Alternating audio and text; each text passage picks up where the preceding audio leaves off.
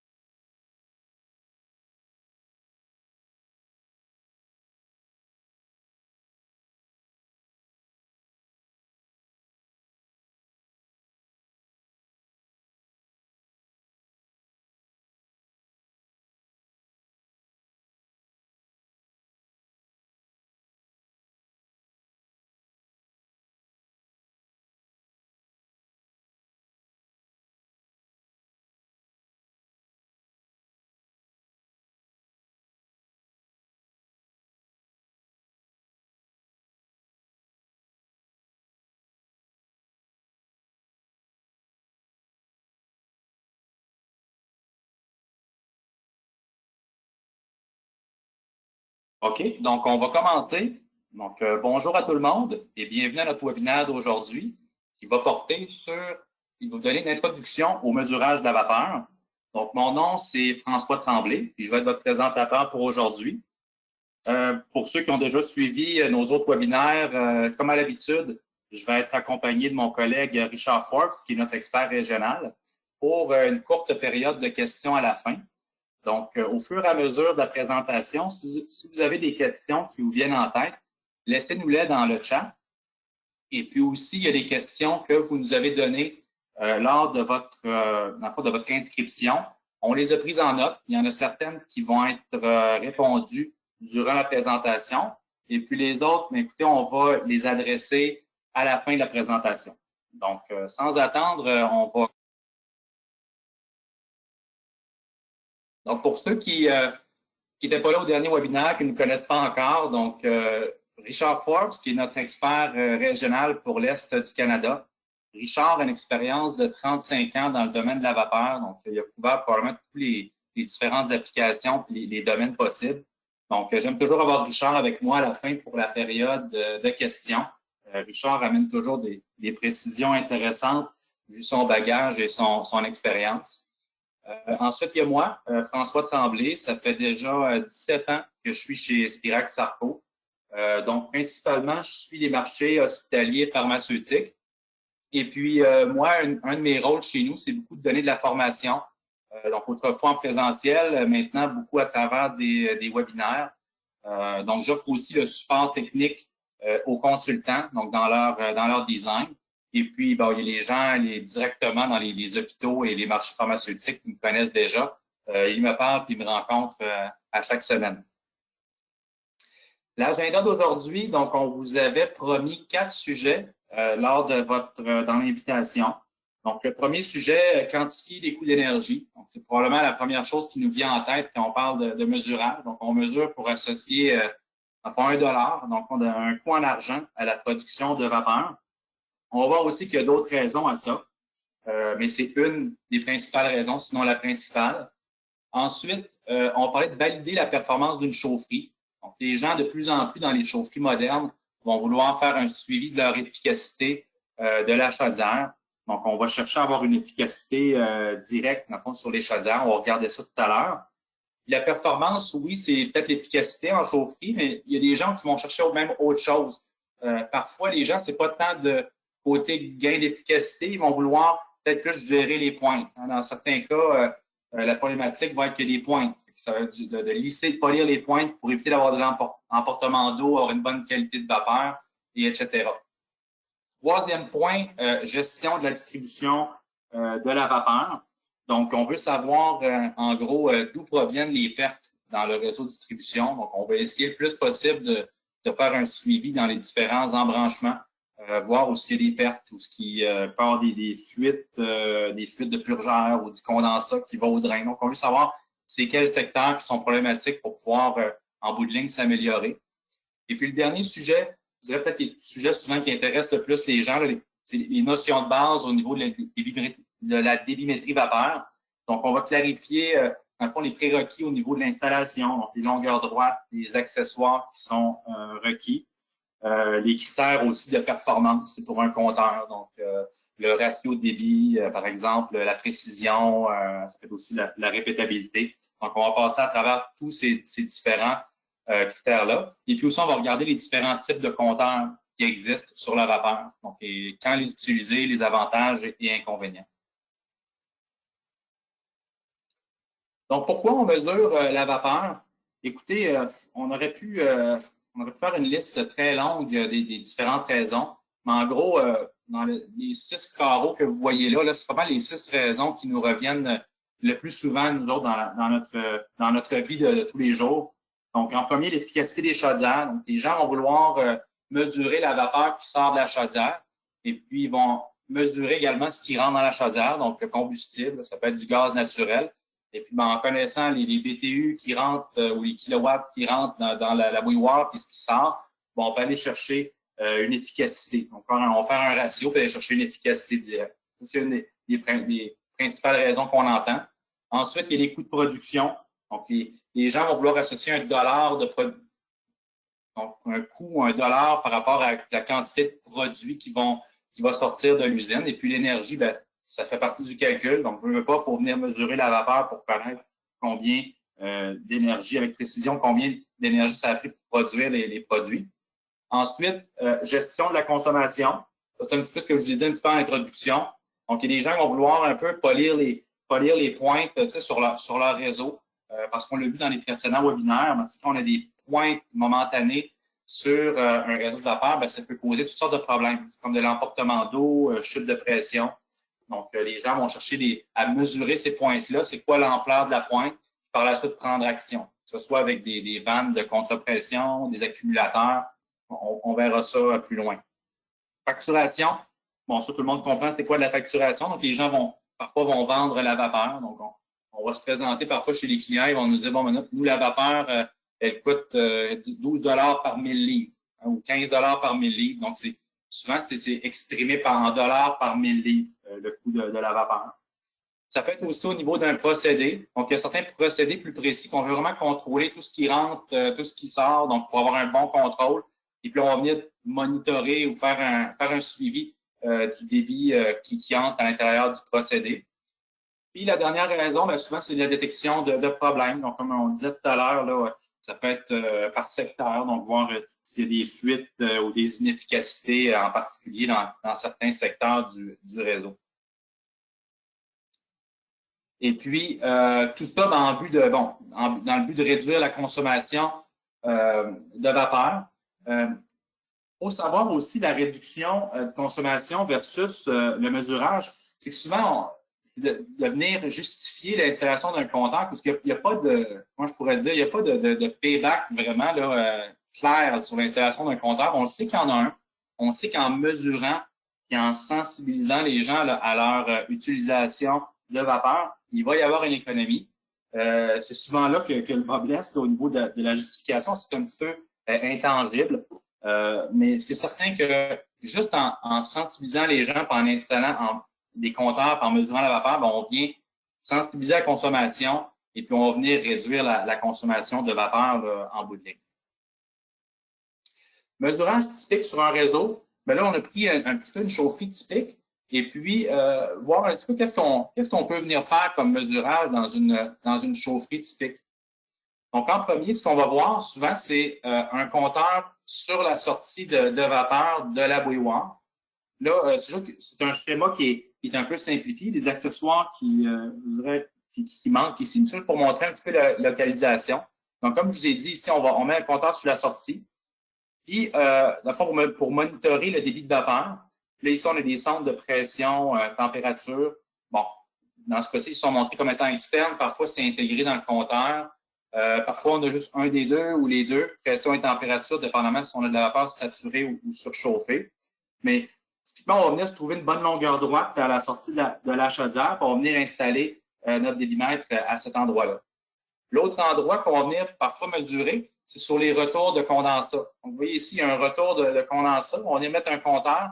Dans ce cas-ci, on a mis aussi une sonde de température. Très utile, si on veut faire un bilan de masse de la chaufferie, savoir qu'est-ce qui rentre, qu'est-ce qui revient comme BTU. Souvent un petit peu challengeant aussi au niveau des retours de condensat. Souvent, c'est des retours qui sont deux phases.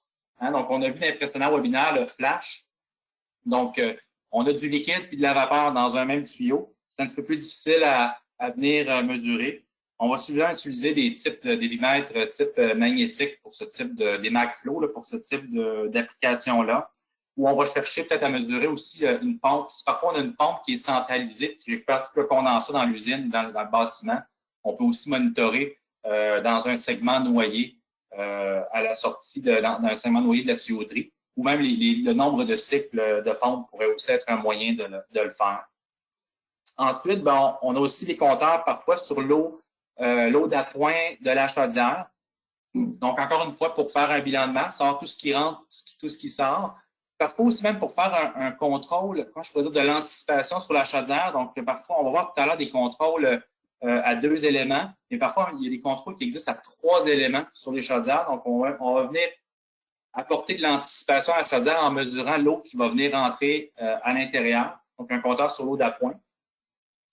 Et puis aussi un compteur sur le carburant. Donc, ça peut être sur le gaz naturel, par exemple. Sinon, on va avoir des compteurs de type à fil chaud, ce type ou des thermal mass en anglais, sur ce type d'application-là. Donc, pour venir faire, comme j'ai dit tout à l'heure, notre espèce de ratio là, entre la vapeur, puis ce qui rentre et ce qui sort. Donc, on peut tout de suite venir chercher une efficacité directe là, sur notre chaudière là, en faisant ce type de mesurage-là. Là. Gestion des pertes. Donc, ça, encore une fois, c'est juste pour un petit peu pour vous illustrer dans un réseau de vapeur, c'est quoi qui peut être les pertes, parce qu'un réseau de vapeur, c'est pas une boucle parfaite. Hein? Ben, sinon, si c'était une boucle parfaite, peut-être qu'on ne jaserait pas autant de comptage aujourd'hui. Hein? Il y a des pertes au travers du réseau. C'est ça qu'on vient d'essayer de monitorer. On essaie de venir mesurer pour, dans le fond, agir puis les réduire.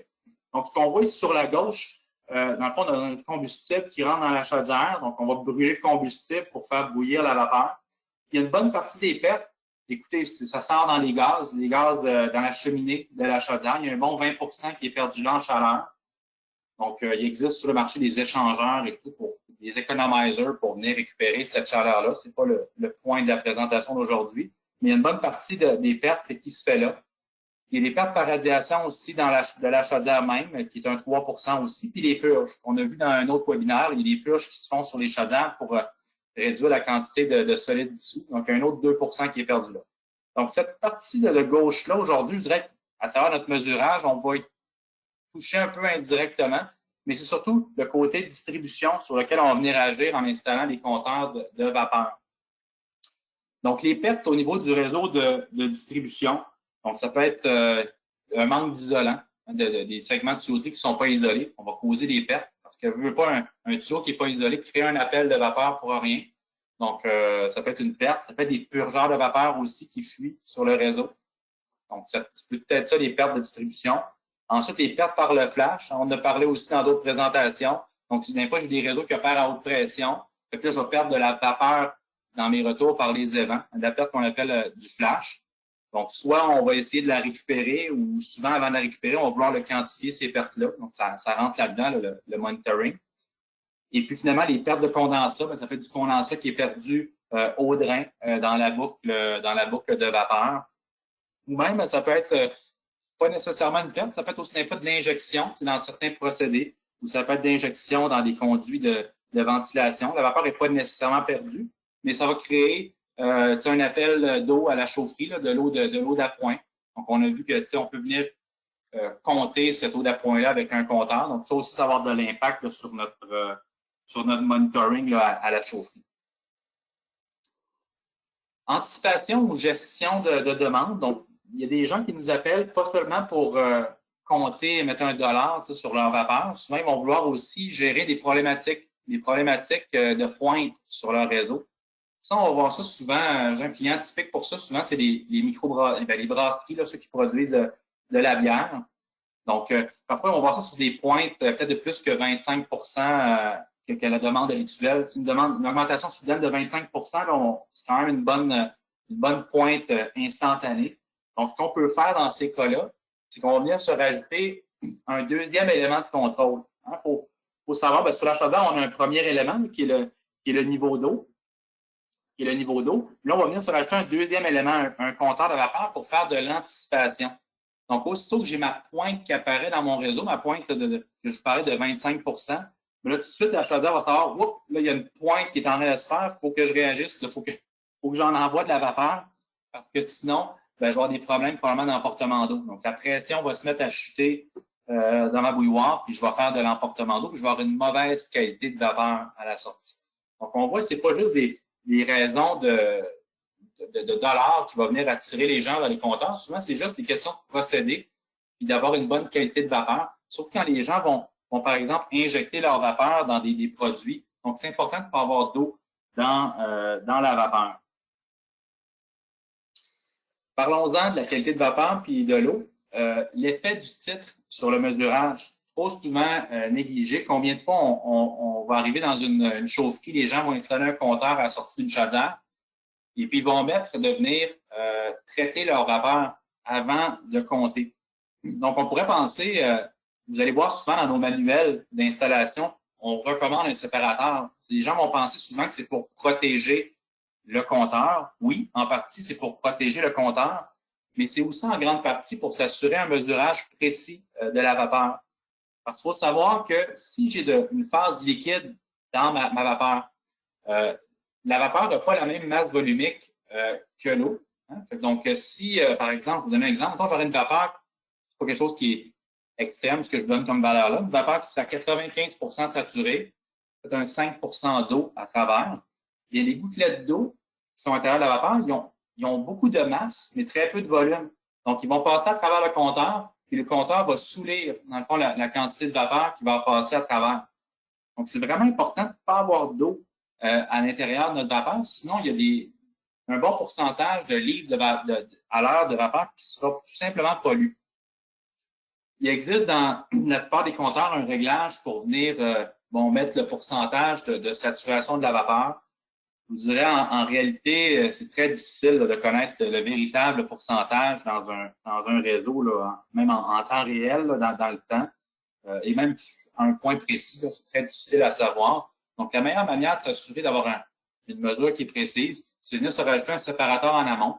Donc, si j'ai une vapeur qui est déjà d'assez bonne qualité, ben, le séparateur va ramener la vapeur près du 100% de saturation. Donc, je vais m'assurer que ma mesure, elle est bonne, qu'elle n'est pas affectée par la quantité d'eau qu'il y a dans la vapeur. Donc, le titre, là, gardez ça en tête, très important. Ne pas, je dirais, omettre le séparateur là, sur le comptage de la vapeur. C'est très, très important. Puis en passant, oui, le pourcentage d'erreur, c'est pratiquement le pourcentage de saturation. Donc, j'installerai un compteur, exemple, avec Vortex. Je donne un exemple Vortex. J'aurai 95 de saturation, mais j'ai pratiquement 5 d'erreur de gens partant. Donc, c'est vraiment, vraiment important. Les principaux facteurs à considérer quand on fait la sélection d'un compteur, je vous dirais habituellement, la plupart des compteurs modernes vont vous donner, grosso modo, là, ces 4 facteurs-là, qui sont pas mis dans l'ordre. En passant, il y a la précision, la répétabilité, le ratio de débit et la compensation de densité. La plupart vont vous le donner.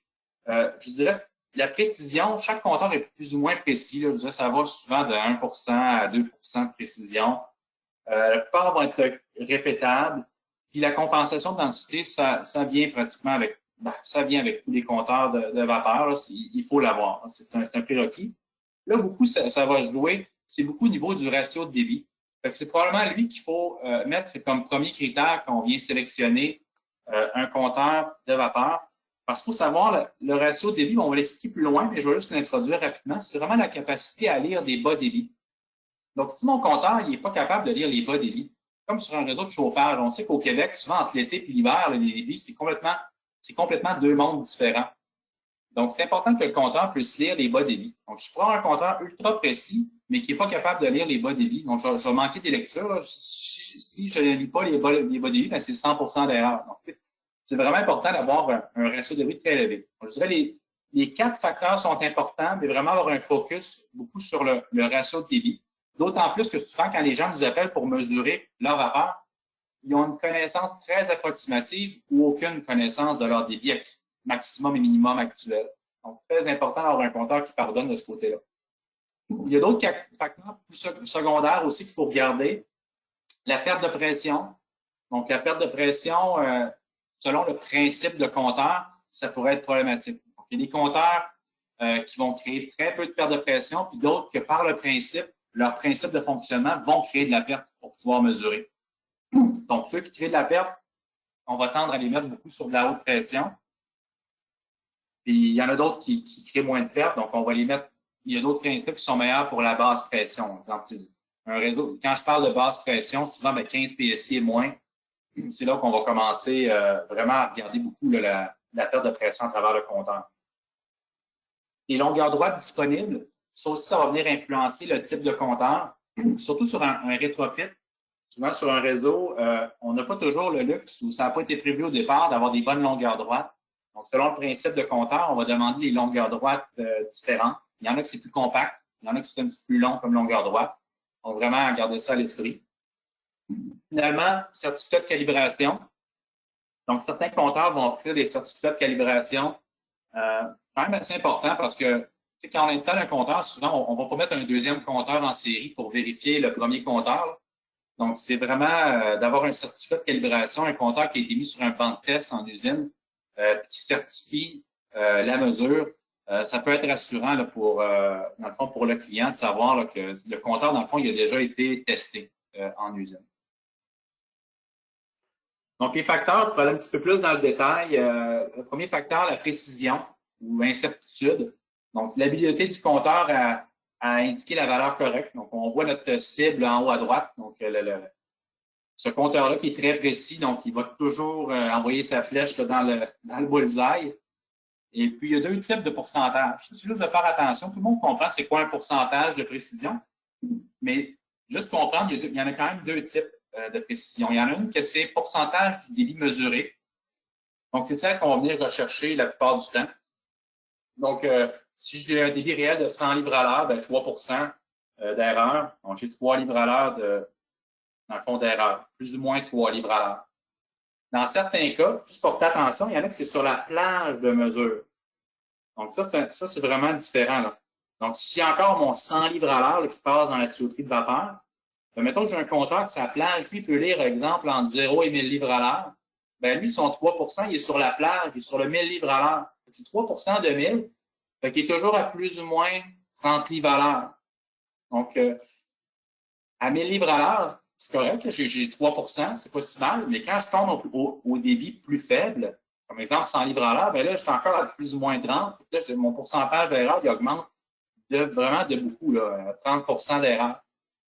Souvent, le terme qu'on va voir, c'est en anglais le Full Scale Deflection, donc FSD. Donc, c'est écrit entre parenthèses à côté du pourcentage d'erreur. Donc, vraiment, regardez ça, là. Par contre, on va voir ça à plus bas débit, très, très bas débit, là, parce que le compteur, là, vraiment, il y a un très haut ratio. Là, on va tomber en Full Scale Deflection. Ça, c'est quand même correct. Mais il ne faut pas que ça parte dès le débit initial là, sur toute la plage. Là, ça devient, bon, peut-être plus regarder par rapport au débit mesuré, là. Répétabilité. Donc, répétabilité, ça aussi, c'est important, ce terme-là. Donc, c'est l'habilité du compteur à toujours indiquer la même valeur pour un certain débit réel. Donc, je peux avoir un compteur qui est complètement imprécis, mais qui est répétable. Donc, il va toujours être à côté du bullseye, mais il va toujours aller à la même place. Dans certains cas, on peut peut-être faire un offset et dire corriger. Ou si c'est juste une tendance qu'on veut voir, bon, ça peut être dans certains cas un peu acceptable, mais en général, pour tester l'efficacité générale d'un global, d'un débitmètre, ben, on va essayer d'avoir les deux. Actuellement, avec un compteur moderne, un bon compteur, c'est assez facile d'obtenir les deux. Fait que ce terme-là aussi, la répétabilité est important. Ensuite, il y a notre ratio de débit ou turn down qui est important. Donc, c'est vraiment sur l'habilité du compteur à lire les bas débits. Il va être exprimé, le turn down, c'est vraiment le ratio entre le débit maximum et minimum que le compteur peut lire. Donc là, je prends un exemple qui est très simple. Débit maximum 1000 livres à l'heure, débit minimum qui peut lire 100 livres à l'heure, turn down 10/1. C'est aussi simple que ça. Ça, c'est un petit peu, je vous dirais, confondant dans certains cas. Pas confondre ce ratio-là avec le ratio de l'installation en tant que tel. C'est souvent là, des fois, qu'il y a un petit peu un glissement ou que les gens sont confus. Quand on va venir installer un compteur, souvent, les gens vont dire, bon, j'ai une ligne de 4 pouces, par exemple. On va mettre le compteur sur la ligne de 4 pouces. Puis on va dire, il n'y a pas de problème, j'ai un ratio de 30/1. Mais le compteur, il garde toujours sa plage par rapport à son débit de design du compteur en tant que tel. Donc, le débit minimum de l'installation peut être beaucoup plus petit. Je peux avoir un ratio très élevé sur l'installation. Donc, je peux arriver dans un endroit où je ne sais pas, j'ai 1000 à 100 sur mon compteur. Et puis, en réalité, bien, mon système, il varie entre 400 et 50 livres à l'heure. Je donne un exemple. Là, j'ai plus 10/1 là, de turn down. Là. Je suis entre 400 et 100. Je me retrouve avec un compteur qui a 4/1 de ratio de débit. Donc, c'est important quand on ne connaît pas le débit, c'est pour ça que tantôt je disais que le ratio de débit, c'est quasiment la première chose à regarder. Quand on ne connaît pas du tout, ou on a juste une idée approximative des débits dans le réseau qu'on va venir mesurer, essayez de mettre un compteur qui a le plus haut ratio de débit possible parce que ça va pardonner, justement. Si j'ai un compteur qui a un ratio de 50/1, par exemple, ou même de 50/1, ben, même si je vais avec la taille de la ligne de vapeur, je vais quand même être capable d'aller chercher les plus bas débits sur mon réseau. Donc, allez-y beaucoup avec le turn down. Il faut que tu ne sais pas trop sur la précision, là, que l'on soit à 1% ou 1,5%. Si je n'ai pas de lecture, ben, comme je disais tout à l'heure, c'est 100% d'imprécision. Là. Et puis, c'est ça. Puis le turn down, ce qui va arriver, là, on voit ici en bas de l'illustration la ligne rouge. Bien là, on aura un compteur qu'en bas de la ligne rouge, ça dépend aussi du principe du compteur. Un certain compteur, comme on va voir plus loin, comme exemple un vortex, ben, en dessous de son turn down, souvent, il va couper la lecture complètement. Donc, la lecture, il n'y aura pas de lecture du tout.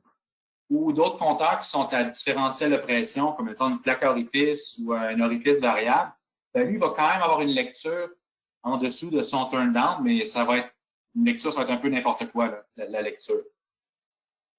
Donc, vraiment important, le ratio de débit.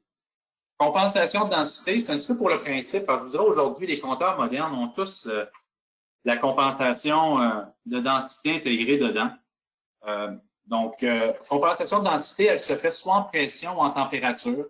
Donc, les compteurs vont soit avoir un sensor ou une sonde de température ou de pression intégrée à l'intérieur qui va venir compenser pour la variation de pression dans le réseau. Hein, parce qu'on dit qu'on va lire une vapeur, par exemple, à 100 PSI, mais la pression n'est jamais exactement stable à 100 PSI. Il y a toujours une légère variation qui va être faite. Là, on l'a exagéré un petit peu dans notre exemple. 190, ben, on a d'autres problèmes sur notre réseau, là, mais ça peut varier d'1 ou 2 PSI par moment. Et puis, on voit que si on prend une table de vapeur qu'on a tronquée ici, là, vous voyez, mettons, à 100 PSI, la ligne ici, là, vous voyez le volume spécifique, 3,89 pieds cubes par livre.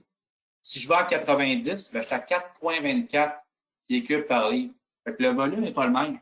Donc, si mon compteur n'est pas capable de compenser, ben, il y a une erreur qui va être induite parce que lui, si on descend à 90 PSI, il va penser qu'il est encore à 100.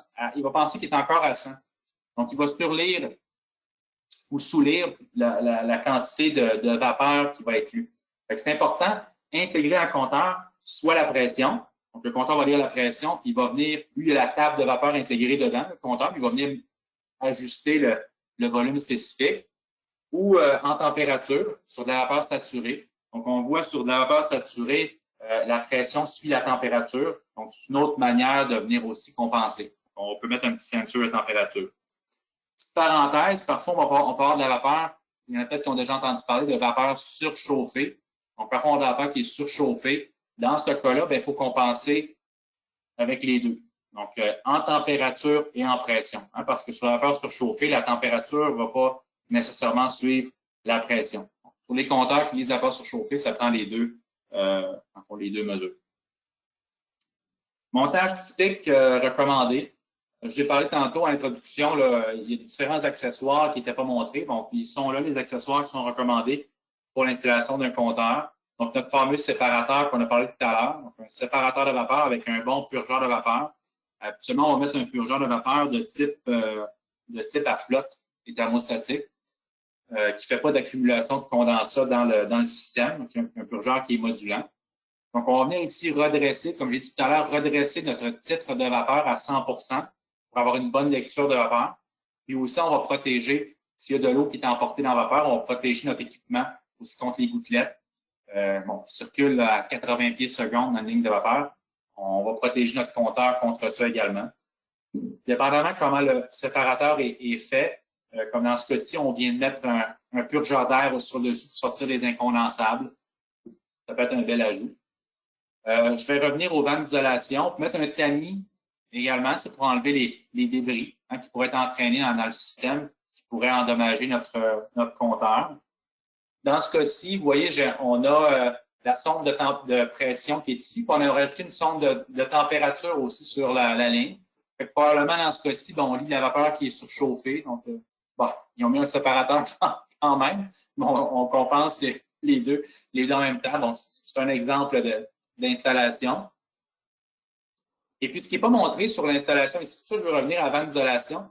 Souvent, on va venir se mettre un jeu de valves, là, avec une valve en amont, puis on va mettre une autre valve en aval, puis un bypass aussi. C'est souvent négligé de se mettre un bypass au compteur. Si on fait la maintenance des bimètres, ou si on a besoin de l'enlever de là pour l'envoyer se faire recalibrer en usine, on peut tout simplement faire un bypass, puis là, sans avoir d'arrêt de système.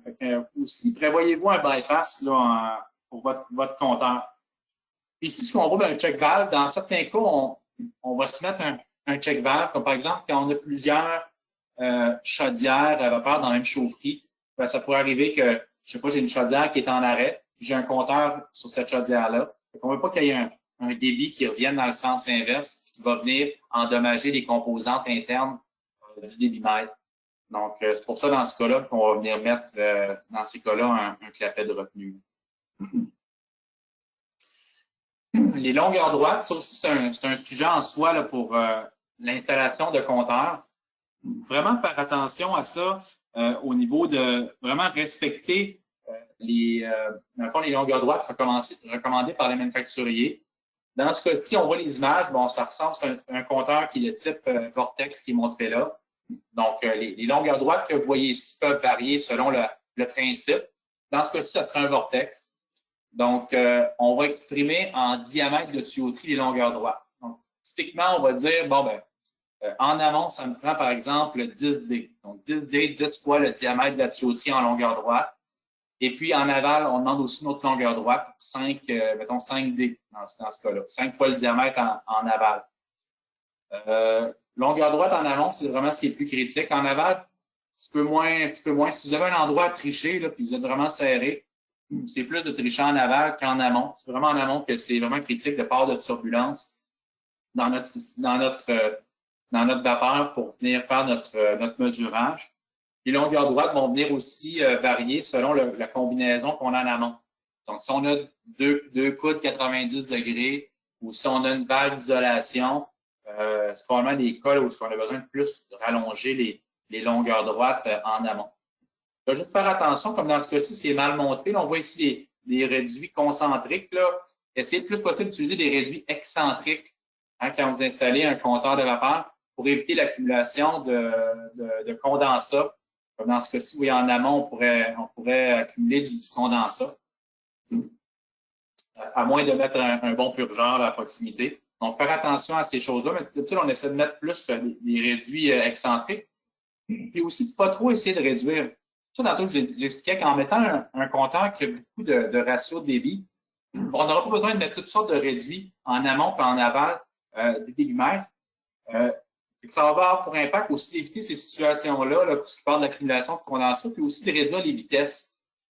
Parfois, on essaie le plus aussi de garder des vitesses qui sont raisonnables dans les tuyauteries pour éviter justement l'emportement d'eau, l'érosion, le bruit. Donc, il y a plusieurs raisons. Là, venir réduire de 2-3 diamètres d'un tuyau de vapeur, pas toujours là, ce qui est idéal. Donc, faire attention à ça aussi là, au niveau des réductions là, dans le fond de tuyauterie. Quand on n'est pas capable de respecter dans le fond, ces longueurs droites-là, il existe des redresseurs de débit, donc des genres de plaques perforées. Je vous dirais vraiment y aller avec parcimonie. Ce n'est pas quelque chose qu'on utilise at large. Vraiment, quand on n'a pas le choix, là, on va venir mettre une plaque comme ça, perforée. Ça va venir faire le travail, là, dans plusieurs cas, de venir réduire la longueur droite en amont si vraiment on est limité sur une installation qui est existante. Mais c'est vraiment, je vous dirais, là, un second choix là, si on en arrive là. Principaux types de débitmètres.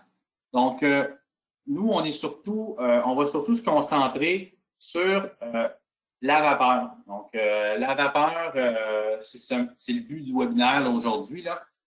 Donc, les principaux principes qui existent là, pour mesurer la vapeur sur le marché, il y a les orifices. C'est un principe un petit peu plus ancien. Là, on va voir qu'est-ce qu'il y en est. Il y a les orifices variables. C'est un peu une évolution de l'orifice fixe. On a résolu certains problèmes. Et puis, il y a le vortex qu'on voit également beaucoup sur les réseaux de vapeur. C'est vraiment les trois principes qui vont être utilisés. Soit on va lire un vortex ou un différentiel de pression à travers un orifice. Donc, l'orifice fixe, ce qui va venir, dans le fond, l'histoire de l'orifice fixe, donc on a une plaque avec un orifice qu'on va insérer dans la tuyauterie. Et puis, on va venir lire le différentiel de pression en amont et en aval de cet orifice-là. Donc, c'est facile à comprendre que si plus j'ai de débit qui passe à travers mon orifice, plus je vais créer de perte de pression dans ma plaque orifice. Puis cette perte de pression-là est associée à un débit. Donc, on voit ici la courbe. Le désavantage, c'est que c'est très difficile à plus bas débit d'aller lire des consommations de vapeur. À très haute consommation, la plaque orifice va être très précise, va bien lire, mais à plus bas débit, ce qui va arriver, c'est qu'on le comprend, à haut débit, j'ai de la facilité à créer une perte de pression. Mais si pour le même orifice, je passe un débit très, très faible, là, ça va devenir très difficile de créer un delta P, là, une perte de pression. Fait que je vais avoir de la difficulté à lire un débit à basse charge. C'est pour ça qu'en général, ça a après un ratio de débit de 4 pour 1, là, un débitmètre à orifice. Donc, ça a beaucoup tendance à disparaître. Il y a beaucoup de gens qui utilisent des plaques orifices là, dans leur système de vapeur. Mais quand même utile de vous l'expliquer pour vous expliquer un peu la base là, des prochains compteurs qu'on va regarder dans les prochaines diapos. Donc, c'est pas de pièces mobiles économiques, c'est des avantages. Des avantages, comme je disais, faible ratio de débit. Puis aussi les longueurs droites. Ça demande beaucoup de longueurs droites, là, une plaque orifice. Là, typiquement, si on prend amont et aval, c'est pratiquement 50 longueurs droites là, sur une plaque orifice. Et quand la chaufferie n'a pas été prévue pour ça, ça peut être un petit peu difficile. On demande souvent c'est quoi le trou qui est en bas ici. C'est justement là, pour laisser passer aussi le condensat là, à travers, parce que s'il n'y a pas de trou, on peut comprendre que le condensat va se noyer jusqu'à l'orifice. C'est pour ça qu'il y a un petit trou comme ça dans le bas de la plaque orifice. L'orifice variable, comme je disais tantôt, qui est un peu l'évolution de ça. Donc, ce qu'on va venir faire, c'est que c'est encore une fois un orifice, mais on va venir insérer un cône à l'intérieur, le cône avec un ressort. Puis le cône, ben, en fonction du débit, il va se déplacer. Il va faire varier la grosseur de l'orifice. Donc, on va venir linéariser, c'est ça qu'on va utiliser comme terme. On va venir linéariser la courbe. Donc, au lieu d'avoir une courbe comme ça pour l'exponentielle, pour la plaque orifice, on va avoir une courbe linéaire là, avec un orifice variable. Donc, quand je vais arriver à très bas débit, ben, le cône, il va réduire l'orifice, puis je vais encore être capable de faire de la perte de pression, d'avoir des bonnes lectures encore à bas débit. C'est ça un petit peu le secret de l'orifice variable.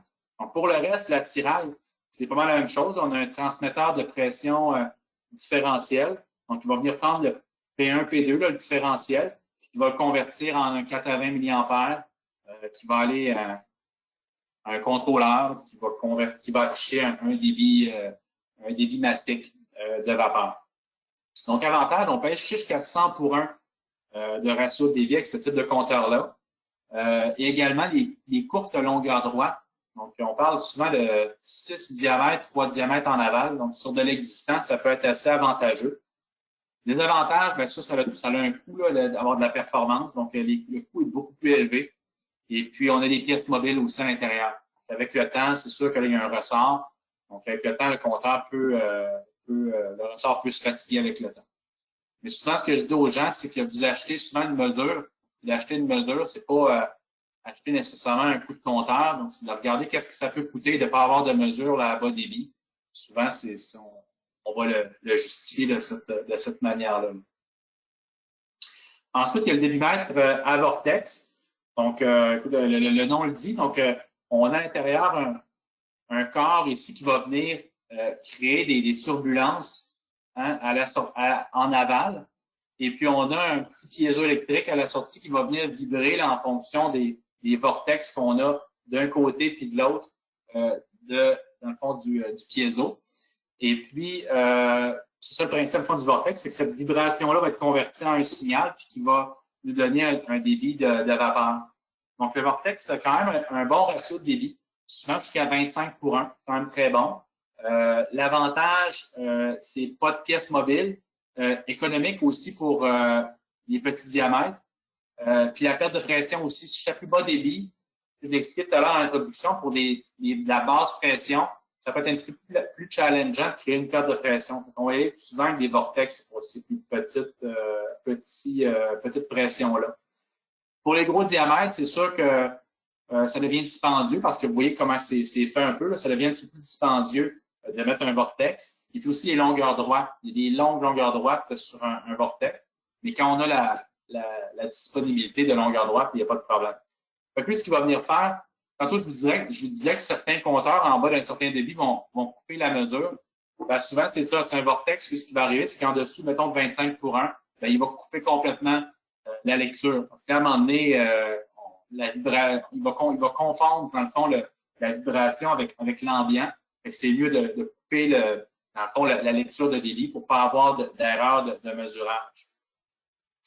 Donc, un vortex est également une bonne technologie pour le mesurage de la vapeur.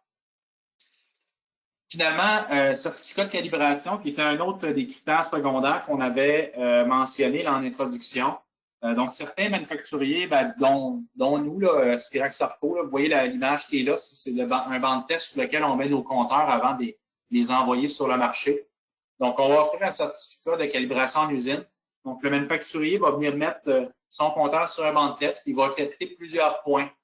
Donc, pour un compteur comme nous, le mettons à pression différentielle, par exemple, ben, on va venir mesurer en plusieurs points le différentiel de pression pour confirmer que le compteur, oui, il fait exactement, dans le fond, ce qui est prévu. Puis aussi, ces paramètres-là de calibration qui ont été certifiés sans usine, qui ont été contre-vérifiés, vont venir être insérés dans la programmation du compteur quand il va être démarré là, sur le site du client.